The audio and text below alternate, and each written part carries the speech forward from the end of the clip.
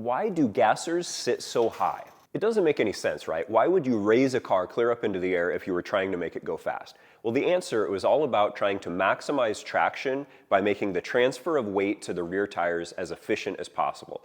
And to illustrate this, we've devised this little experiment here where we have two little models. We have one, which is a long, low car with a low center of gravity, like a modern funny car would be. And then we have another, which is a short car with a high center of gravity, like a gasser. We're going to use this little scale to measure how much force it takes to pull the front end off the ground, essentially transferring all the weight of the model to the rear. All right, first up is our little funny car model here. And our theory is with a long car with a low center of gravity, it's going to take more force to get the front end off the ground.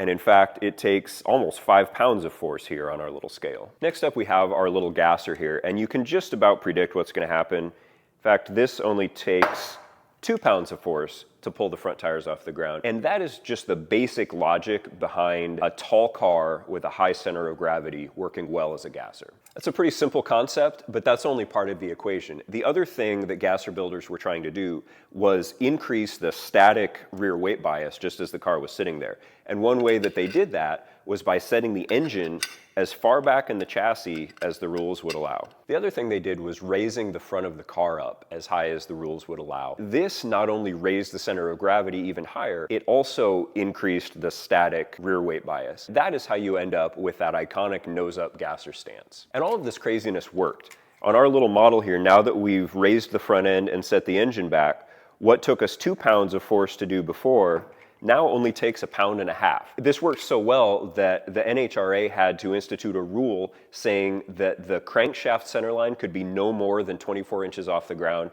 to try to kind of keep things under control. And finally, you have what may be the most extreme version of all of this. Racers in factory experimental and altered classes were actually building altered wheelbase cars where they were moving the rear axle forward in the chassis. And our final altered wheelbase version of our gasser barely takes any force at all to pull the front tires off the ground. In fact, we're just a little bit more than 1 pound. Of course, the drawback to all of this is instability, and that's how gassers got their reputation of being just guardrail to guardrail thrill rides. Obviously, it's more complicated than this. There's a lot of physics at work on a race car. Things like chassis design, suspension design, instant center, anti-squat. All of these factors affect how weight is transferred and how the rear axle is planted when torque is applied to it. And as racers started to become more familiar with some of these concepts, they were able to get the same amount of traction from a car that was closer to the ground, more aerodynamic, and more stable.